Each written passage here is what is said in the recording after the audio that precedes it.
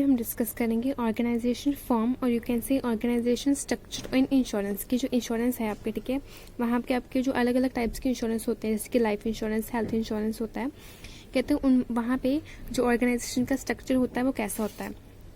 तो सबसे पहले देखिए कि ऑर्गेनाइजेशन स्ट्रक्चर का मीनिंग क्या होता है। It is a systematic arrangement of a people working for the organisation in order to achieve certain goals की। कहते हैं एक अरेंजमेंट होती है पीपल की, ठीक है, जो कि एक संस्था में काम करते हैं ताकि हम उस पर्टिकुलर संस्था, उस पर्टिकुलर ऑर्गेनाइजेशन के, कहते हैं जो पर्टिकुलर गोल्स होते हैं, ठीक है, उनको अचीव कर सकें। It is a framework of authority relationship among individual and group who are working in organisation. कहते हैं सिंपल एक फ्रेमवर्क होता है, ठीक है, अथॉरिटी का, कि मतलब किस पर्सन को, ठीक है, कितनी अथॉरिटी मिलनी चाहिए, ठीक है, किनको क्या काम मिलने चाहिए, ऐसी चीज़ें कहते हैं उन सभी चीज़ों का, कहते हैं फ्रेमवर्क होता है अमंग दी इंडिविजुअल और अमंग दी ग्रुप्स जो भी काम करते हैं एक ऑर्गेनाइजेशन में। उसके बाद है ऑर्गेनाइजेशन फॉर्म, ठीक है, ये 3 टाइप के हैं। सबसे पहले फर्स्ट है फॉर्म ऑफ ऑर्गेनाइजेशन, ठीक है, इनके आगे इन्होंने अगेन 3 टाइप बताई हैं। फर्स्ट है सेंट्रलाइज्ड एंड डिसेंट्रलाइज्ड ऑर्गेनाइजेशन। कहते हैं सेंट्रलाइज्ड ऑर्गेनाइजेशन में क्या होता है, the top management retain most decision making authority for the entire company. कहते हैं सिंपल दोनों में मेन डिफरेंस यही है कि जो कहते हैं इंटायर कंपनी का जो डिसीजन मेकिंग की जो अथॉरिटी होती है, ठीक है, जो पावर होती है वो किनके हाथ में होती है, सेंट्रलाइज्ड में होती है टॉप मैनेजमेंट के हाथ में, ठीक है। और वही हम बात करें डिसेंट्रलाइज्ड में, तो वहाँ कहते हैं जो टॉप मैनेजमेंट होते हैं ना, वो अपनी इस अथॉरिटी को, कहते हैं, शेयर करते हैं विद द एम्प्लॉयज जो कि काम करते हैं एट अ लोअर लेवल पे, ठीक है। तो ये दोनों का मीनिंग और ही मेन डिफरेंस है इन दोनों का, कि जो डिसीजन मेकिंग अथॉरिटी होती है सेंट्रलाइजेशन में टॉप मैनेजमेंट के पास होती है और डिसेंट्रलाइजेशन में वो शेयर करते हैं अपनी अथॉरिटी को लोअर लेवल के एम्प्लॉयज़ के साथ। उसके बाद यहाँ हमने कुछ एडवांटेज दिए हैं दोनों के, जैसे कि अगर सेंट्रल अथॉरिटी की बात करें तो वहाँ पे कहते हैं क्विक डिसीजन मेकिंग होती है, ठीक है, क्योंकि पर्सन्स कम होते हैं। सेकंड, वहाँ पे कहते हैं जो हमारी कॉस्ट होती है, ठीक है, एडमिनिस्ट्रेटिव कॉस्ट होती है वो रिड्यूस होती है। एंड वहीं हम सेकंड बात करें अपनी डिसेंट्रलाइज्ड की, तो वहाँ उसका मेन एडवांटेज क्या है कि जो मैनेजर्स होते हैं, ठीक है, जो एम्प्लॉयर्स होते हैं, कहते हैं वो भी इजीली और क्विकली रिस्पॉन्स कर सकते हैं, ठीक है, अलग अलग सिचुएशन के अकॉर्डिंग, ठीक है। एंड सेकंड, इसका मेन एडवांटेज क्या है कि यहाँ पे जो इसका बर्डन होता है, ठीक है, डिसीजन मेकिंग का, वो भी कम हो जाता है क्योंकि हम आगे अपनी अथॉरिटी पास करते हैं। उसके बाद नेक्स्ट है line unit and staff unit. A line unit is also called a production department और an operating department. It is an area of an organization that produce or administrate the firm's product or services। कहते हैं simply ये वो area होता है, ठीक है, एक ऑर्गेनाइजेशन का जहाँ पे कहते हैं जो एक फर्म के प्रोडक्ट या सर्विसेज कहते हैं उनको बनाया जाता है, ठीक है, उनको एडमिनिस्ट्रेट किया जाता है। In a life insurance company major line under the line unit are marketing, underwriting, customer services, claim administration. कहते हैं अगर लाइफ इंश्योरेंस की बात करें मेन, तो वहाँ पे अलग अलग जो यूनिट हैं जो कि एज अ लाइन यूनिट काम करते हैं, जैसे कि मार्केटिंग हो गया, अंडरराइटिंग हो गया, कस्टमर सर्विसेज एक्सेट्रा। उसके बाद है staff unit. It is also called service department. It is an area that provide sports services to line unit and other staff unit but does not itself produce और administrate product and services. ये जो service unit होता है उसका main काम यही है कि उसने लाइन यूनिट को या किसी दूसरे, कहते हैं जो है स्टाफ यूनिट के, उनको कहते हैं सिंपली सर्विसेज प्रोवाइड करनी होती हैं सो दैट वो जो है अपने प्रोडक्ट, अपनी सर्विसेज को अच्छे से प्रोड्यूस कर सके। और इनकी एग्जांपल क्या है, accounting, legal, compliance, human resources department, IT department, ये सभी चीज़ें। उसके बाद थर्ड है line staff and functional authority. सबसे पहले line authority. It is an direct authority over the workers. It correspond directly to the chain of command. Both line unit managers and staff unit managers exercise line authority over the employees they directly supervise. Simply इसमें क्या होता है कि जो होते हैं हमारे managers होते हैं, ठीक है, चाहे वो लाइन यूनिट के हों चाहे वो कहते हैं स्टाफ यूनिट के हों, उनको सिंपली एक अथॉरिटी दी जाती है कि वो कहते हैं जो लोअर लेवल के जो एम्प्लॉयज होते हैं, ठीक है, उन पे कहते हैं डायरेक्ट अपना सुपरविजन, ठीक है, डायरेक्ट कंट्रोल वो रख सके। उसके बाद होता है staff authority. This authority held by staff unit personnel to advise और make recommendation to the line unit personnel. Staff unit staff authority is less concrete and is frequently direct upward. Simply इसमें क्या होता है, ये कहते हैं upward को जाती है। अपवर्ड का मतलब होता है कि जो लोअर लेवल पे जो व्यक्ति होते हैं, ठीक है, वो अपर लेवल को क्या सेंड करते हैं, अपनी रिकमेंडेशन सेंड करते हैं, ठीक है, अपनी एडवाइस सेंड करते हैं। इसमें यही बोला कहते हैं कि अथॉरिटी किनके हाथों में होती है, स्टाफ यूनिट के हाथों में होती हैं, सो दैट वो एडवाइस कर सकें और रिकमेंडेशन कर सकें अलग अलग लाइन यूनिट के मेंबर्स को। उसके बाद नेक्स्ट है फंक्शनल अथॉरिटी। इसमें सिंपल स्टाफ यूनिट के मेंबर्स के पास अथॉरिटी होती है कि जब उनकी फंक्शनैलिटी की कहते बात आती है, ठीक है, तब कहते हैं वो जो अथॉरिटी है, ये वाली अथॉरिटी, ये कहते हैं लाइन यूनिट के मेंबर्स पे अप्लाई कर सकते हैं। उसके बाद सेकंड टाइप है इसकी ट्रेडिशनल फॉर्म ऑफ ऑर्गेनाइजेशन। इसके आगे इन्होंने 4 टाइप बताई हैं, organisation by function, product, territory और प्रॉफिट सेंटर। सबसे पहले फंक्शन कहते हैं कि वो ऑर्गेनाइजेशन कहते हैं वो जो कहते हैं जिसमें कहते हैं फंक्शन के अकॉर्डिंग वो डिफरेंशिएट होती है, जैसे कि अलग अलग फंक्शंस परफॉर्म करती है, ठीक है। जैसे एक ऑर्गेनाइजेशन, ठीक है, वो लाइफ इंश्योरेंस के काम करती है, एक करती है अपने हेल्थ इंश्योरेंस के, तो कैसे उसी के अकॉर्डिंग कि जो उनसे आप जो फंक्शन कहते हैं परफॉर्म करते हो, उसी के अकॉर्डिंग ही आपकी ऑर्गेनाइजेशन डिफाइन होती है।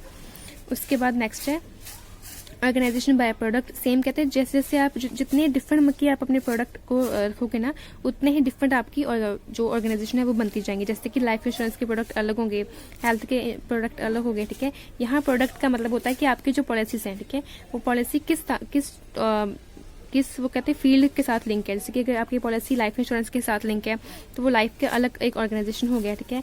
अगर आपकी जो पॉलिसी है वो हेल्थ इंश्योरेंस के साथ लिंक है तो वो अलग हो गया, ठीक है। अगर नॉर्मल जो है जिसमें कहते हैं जनरल इंश्योरेंस, जैसे कि आपका हो गया मरीन इंश्योरेंस, कार इंश्योरेंस, तो वो अलग टाइप हो जाती है। उसके बाद होता है ऑर्गेनाइजेशन बाय टेरिटरी। सिंपली इसमें क्या है, ग्राफिकल एरिया, जैसे कि अलग अलग एरिया, जैसे कि इसकी मेन एग्जांपल क्या है, ब्रांचेस, ठीक है।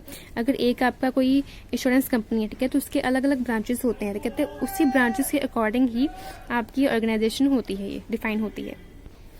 उसके बाद लास्ट है ऑर्गेनाइजेशन बाय प्रॉफिट सेंटर और स्ट्रेटेजिक बिजनेस यूनिट। सबसे पहले प्रॉफिट सेंटर होता है क्या है, कहते हैं प्रॉफिट सेंटर क्या होता है, सिंपली जो इवेल्युएट करता है अपनी प्रॉफिटेबिलिटी को, ठीक है, रिस्पॉन्सिबल होता है अपने खुद के रेवेन्यू और एक्सपेंसेस के लिए और अपने खुद के डिसीजन मेकिंग करता है, ठीक है। तो कहते हैं अब वो ऑर्गेनाइजेशन कहते हैं जो अलग अलग सेंटर के अकॉर्डिंग डिफाइन की गई है, जैसे कि एक प्रॉफिट सेंटर के अकॉर्डिंग डिफाइन की है, ठीक है। एक का जो काम है वो कॉस्ट सेंटर के अकॉर्डिंग चलता है, एक का काम कहते हैं SPU के अकॉर्डिंग चलता है। तो ये सब चीजें हैं प्रॉफिट सेंटर, ठीक है, हो गया। उसके बाद मैंने कॉस्ट सेंटर बताया कि सिंपली कॉस्ट सेंटर क्या होता है, in a company organized into profit center, a unit or department that is not itself a profit center but that perform activity to support a profit center is known as cost center. Simply कहते हैं वो centre जो कहते हैं खुद perform नहीं करता, ठीक है, एक्टिविटीज, ये वाली बट कहते हैं सिंपली वो वाली एक्टिविटीज परफॉर्म करता है, कहते हैं जो इनडायरेक्टली हेल्प करती हैं अपने प्रॉफिट सेंटर को, उसको हम कहते हैं कॉस्ट सेंटर, ठीक है। उसके बाद लास्ट है SPU, जैसे कि नेम से क्लियर है, स्ट्रेटेजिक बिजनेस यूनिट, ठीक है। कौन सा होता है, जो सिंपली कहते हैं फेस करता है अब आउटसाइड का कंपटीशन, ठीक है, जो कंट्रोल करता है अपनी स्ट्रेटेजिक प्लानिंग को, जो कहते हैं अपने मैनेजमेंट के रिस्पॉन्सिबल होता है, जो रिस्पॉन्सिबल होता है अपनी कॉस्ट और रेवेन्यू के टाइप पे, कहते हैं ये वाले फैक्टर्स होंगे, उसी के अकॉर्डिंग ही आपकी जो ऑर्गेनाइजेशन है कहते हैं वो भी डिफरेंट होती जाएगी। उसके बाद इसकी थर्ड टाइप है अल्टरनेटिव ऑर्गेनाइजेशन शेप्स, ठीक है। उसमें सबसे पहला है आर ग्लास ऑर्गेनाइजेशन, ठीक है। इसकी जो शेप होती है इस शेप में होती है, ऐसे करके, ठीक है, कुछ शेप में होती है। इसमें कहते हैं 3 पार्ट होते हैं, ठीक है। फर्स्ट टॉप लेवल होता है, टॉप का होता है, ठीक है, लेवल। सेकंड मिडिल लेवल और लास्ट में क्या होता है, थर्ड लेवल, ठीक है। The top level contains executive who are responsible for formulating the organization strategic plans. कहते हैं सिंपली टॉप लेवल में क्या होते हैं, एक ऑर्गेनाइजेशन होती है, कुछ एग्जीक्यूटिव्स होते हैं, ठीक है, कुछ मैनेजर्स होते हैं जो सिंपली रिस्पॉन्सिबल होते हैं अपनी किसी भी ऑर्गेनाइजेशन के प्लान्स को, ठीक है, कोई पॉलिसी उनको बनाने के लिए, ठीक है। उसके बाद बात करते हैं middle level. The middle layer consists a group of a small middle level managers who coordinate the function of a bottom layer, which typically consists of a group of technical और प्रोफेशनल एम्प्लॉयज, ठीक है। तो यहाँ इन्होंने बताया कहता है कि मिडिल लेवल पे भी कुछ ऐसे मैनेजर्स होते हैं, ठीक है, जिनका मेन काम क्या होता है कि उन्होंने बेसिकली कोऑर्डिनेट करने होते हैं अलग अलग फंक्शंस, जो टॉप लेवल के फंक्शंस हैं, ठीक है, जो बॉटम लेवल के जो फंक्शंस होते हैं सभी फंक्शंस कहते हैं उसने कोऑर्डिनेट करना होता है, ठीक है। एंड लास्ट थर्ड लेवल पे कौन होते हैं, प्रोफेशनल और टेक्निकल एम्प्लॉयज होते हैं। उसके बाद सेकेंड है cluster organisation, this structure is compressed of a number of work team. Simply इसमें कहते हैं टीम से अकॉर्डिंग कहते हैं वो जो है पर्सनस को डिफाइन किया गया है। सिंपली मतलब कि यहाँ पे ग्रुप बनाए जाते हैं, ठीक है। Employers do not have permanent job responsibility, instead they progress from team to team as a project front. Key to the success of this type of organisation is hiring employee who have a wide range of technical skill and who handle the flexibility of work assigned। Simple कहते हैं इसमें क्या होता है कि जैसे जैसे कहते हैं आपको काम दिया जाता है, कहते हैं उसी के अकॉर्डिंग ही पर्सन्स को कहते हैं सिलेक्ट करके, ठीक है, एक टीम बनाई जाती है, कहते हैं उसी टीम के अकॉर्डिंग ही काम किया जाता है, ठीक है। इसलिए यहाँ पे बताया गया कि कोई भी पर्सन है, ठीक है, कोई भी सिंगल व्यक्ति है, कहते हैं उसकी परमानेंट कहते हैं जॉब रिस्पॉन्सिबिलिटी नहीं है, ठीक है। अगर आपने परमानेंट जॉब रिस्पॉन्सिबिलिटी लेनी है, ठीक है, तो उस केस में आपको के पास स्किल्स जो है वो काफ़ी ज़्यादा होनी चाहिए, सो दैट कि अगर नए नए केस आते हैं, ठीक है, तो हर केस में कहते हैं आपको तो लिया ही जाए, तो वो चीज़ है। उसके बाद थर्ड है network organisation. This structure is design for the coordination of subcontracted production and marketing operation, ठीक है। मार्केटिंग ऑपरेशन और सब कॉन्ट्रैक्टेड प्रोडक्शन के कोऑर्डिनेशन के लिए, ठीक है, इसको बनाया गया है। The company itself include only a small number of employees who primary responsible in administrative oversight, ठीक है। इसमें कहते हैं सिंपली कंपनी सिर्फ कुछ ही व्यक्तियों को कहते हैं एज ए एम्प्लॉय अपॉइंट करती है, और ताकि वो जो है वही व्यक्ति कहते हैं रिस्पॉन्सिबल होते हैं अलग अलग टाइप्स के जो फंक्शंस हैं उनके लिए। उसके बाद लास्ट है कमेटीज़। जैसे कि आपको पहले पता है कि कमेटीज़ कहते हैं काफ़ी कॉमन जो है टाइप की ऑर्गेनाइजेशन है, ठीक है। तो यहाँ इन्होंने कहते हैं दो टाइप की कमेटी बताई हैं, एक है स्टैंडिंग कमेटी, सेकंड है एड हॉक कमेटी, ठीक है। स्टैंडिंग कमेटी क्या होता है, एक परमानेंट कमेटी है, ठीक है, that execute as a source of continued advice, जिसमें कहते हैं जो आपको या आपके बिजनेस को कॉन्टिन्यूस लेवल पे कहते हैं एडवाइस प्रोवाइड करती है।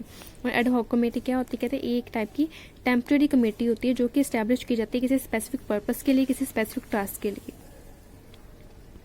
एंड इन दोनों कमेटी का मेन यही काम होता है कि इन कमेटीज़ ने कहते हैं जो भी प्रॉब्लम्स होती है कहते हैं संस्था में, ठीक है, उनको सॉल्व करना, ठीक है, अलग अलग टाइप की जो रिकमेंडेशन वो देनी, एडवाइसेस देनी, ठीक है।